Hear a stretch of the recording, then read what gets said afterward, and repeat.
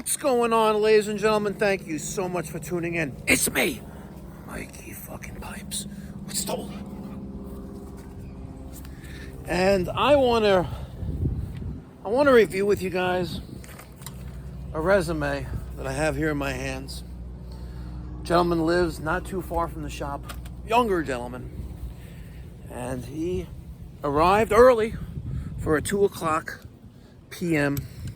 interview for the HVAC technician position that we have listed on ZipRecruiter.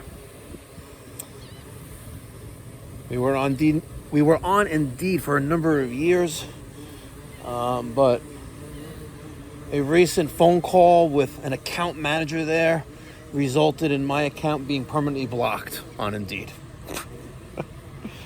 After giving them almost $10,000 over the period of many years in job posts and advertising and sponsored ads, Indeed decided that the position I'm trying to fill does not qualify the services that they offer.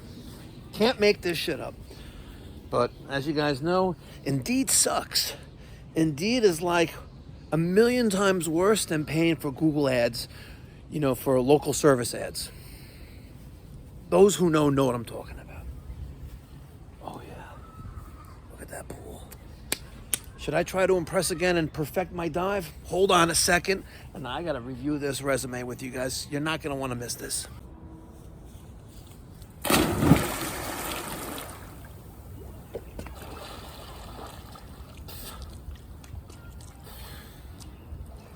Oh yeah. Let me get my fat wildebeest ass back to the camera. Yeah.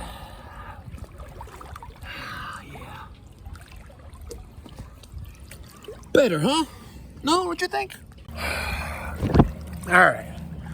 So, gorgeous day, by the way. Gorgeous day. So I'm trying to fill this position for HVAC service tech, right? And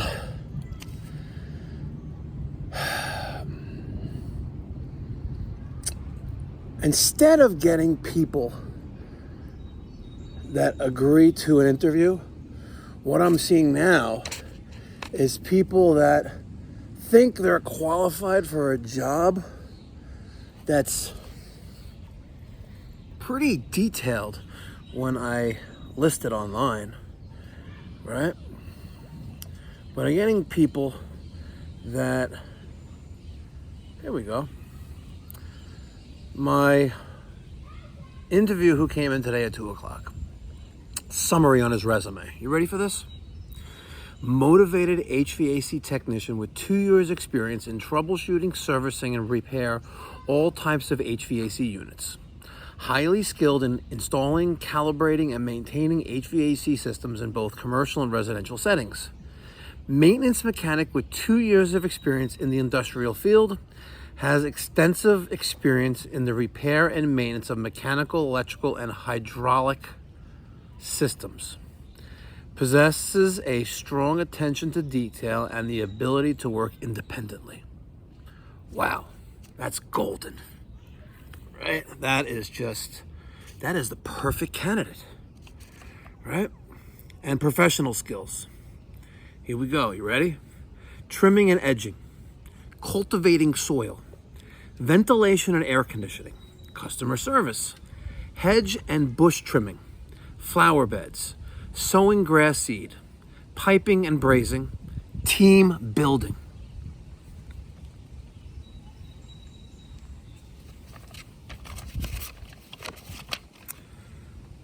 He was a groundskeeper for 11 months at the Lawrence Country Club.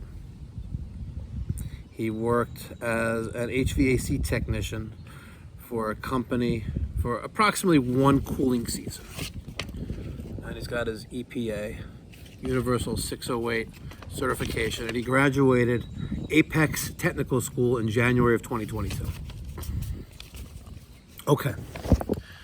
So he shows up early. Check.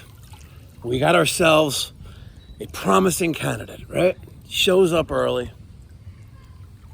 Not too early, but like 7 minutes early. I say a good technician is observant of his surroundings. That includes small attention to detail. When he arrived, he parked his vehicle in the parking lot, which clearly says parking with permit only. He parked there anyway. I didn't call him out on it because he showed up early, right? So we sit down, we talk to him, and I said, you live nearby? I was like, yeah, I could bicycle here in 10 minutes. I'm like, that's awesome. That's one of the reasons why I called you, because I saw that on your resume, that you live not too far away. And it's like, it's awesome, right? Because we typically meet up here at 7:30 in the morning, and we like to be at our first job at 8. You know, we get a couple jobs a day. I don't overwork the guys. And, we go home. Easy peasy, right? And he goes, yeah, sounds great. He's a reserved individual. He's not like okay, personality was okay. I'll give his personality like a 6 on a scale of 1 to 10, 10 being amazing, 0 being like psychotic sociopath killer who's gonna like murder me and my family, in my sleep. No, I give him a 6, actually a 7. When you put a 0 grade on that and a 10, like perfect all personality, I give him a 7 now. No, just a very seems like a yes and no type of guy. But okay, we can work on that. He's young. And I think there's potential here. I think. I've been wrong many times before. So I asked him what he's been doing. He just moved from out of state to New York. Didn't like it where he was out of state. He found it boring, quote unquote boring. I'm like, well, if you can make it in New York, you can make it anywhere, but I guess not there, right? And he goes, no, not there. Okay, cool. So he tells me that he's been doing air conditioning maintenance. He goes to locations, he changes the filters, makes sure the system's up and running, and then he goes off to the next. I was like, okay, great. So my first question I always ask, and you guys could probably ding, ding, ding, guess what I'm going to ask him? Like, how to test a capacitor? And I have the pause. And I was like, listen, you don't need to waste my time. If you don't know how to test a capacitor, tell me that. We don't have to waste any time on this subject. He goes, no, I don't know how to test a capacitor. I was like, okay. So we turn around and we go to my lab. The Mikey Pipes HVAC Training School. And I was like, well, today you're going to learn something new.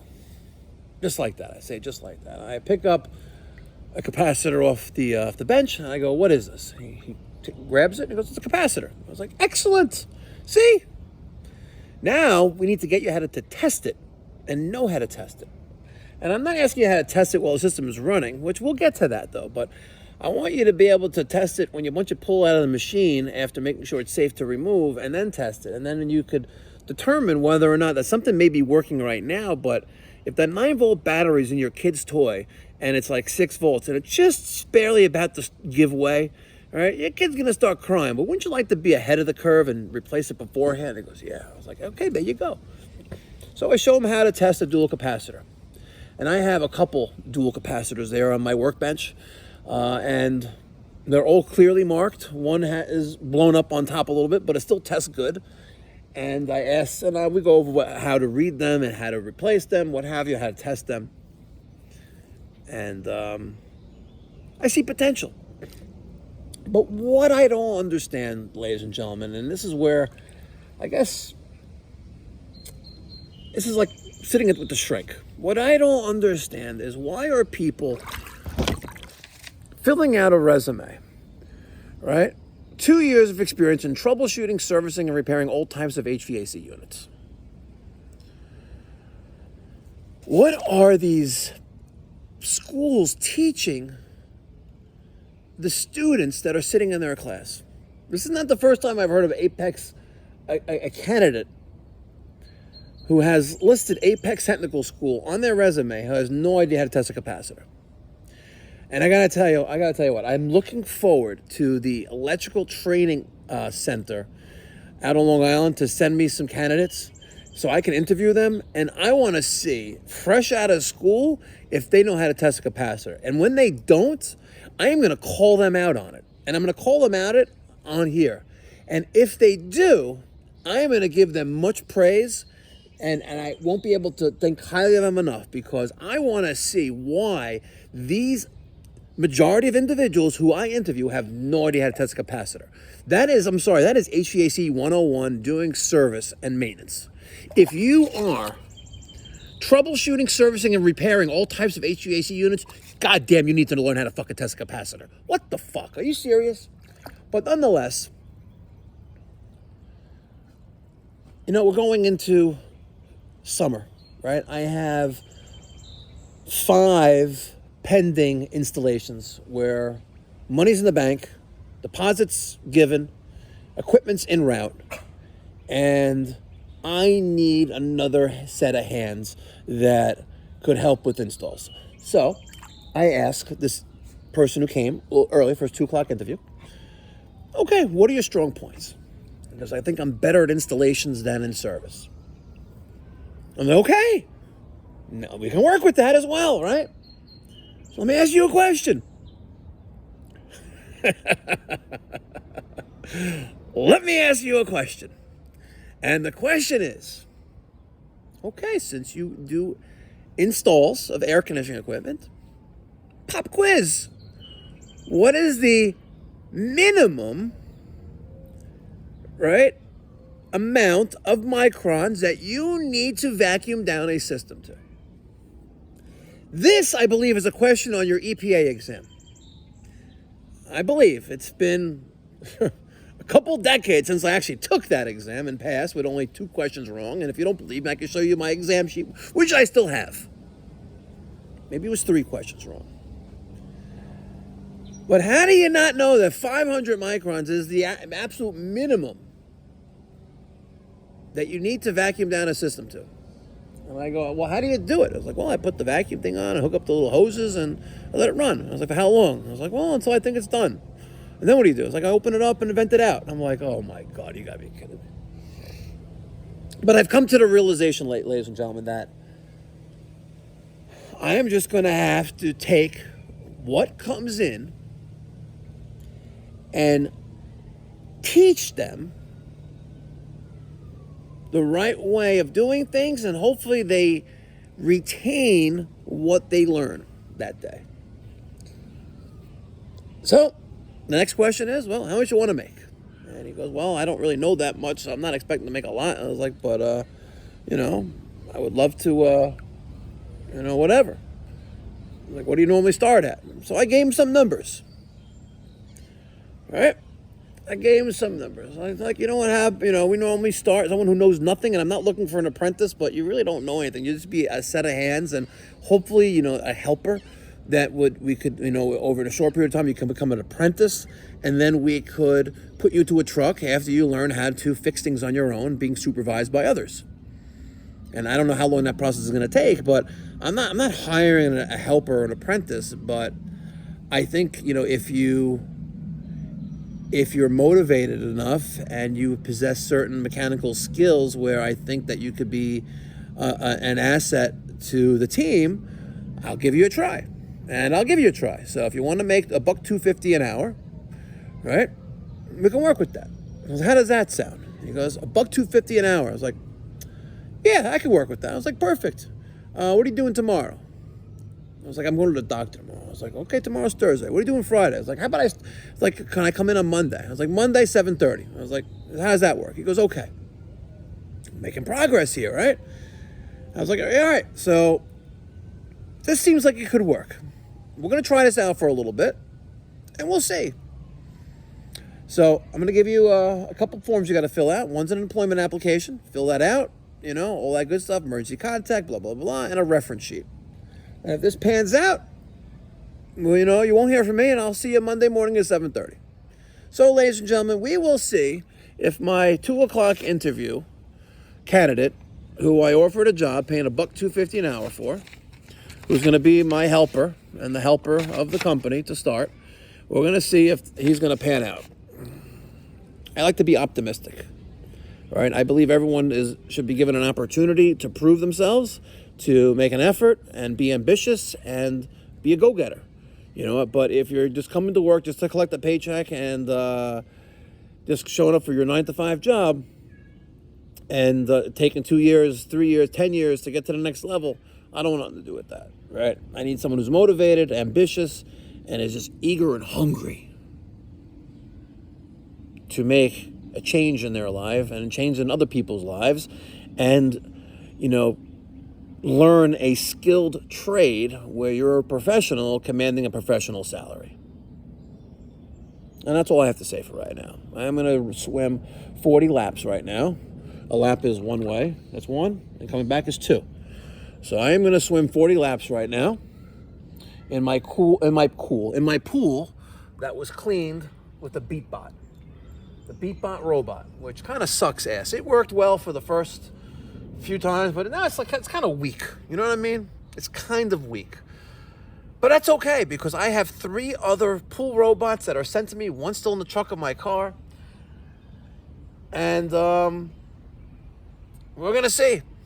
Hopefully it works. If not, it's all good. You'll see the videos on the Mikey Pipes Pipe Doctor YouTube channel. Thank you for letting me rant and rave a little bit.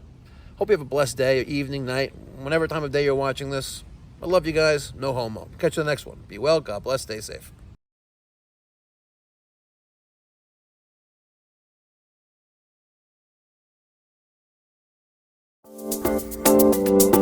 All right. It wasn't 40, but it was a good fucking effort.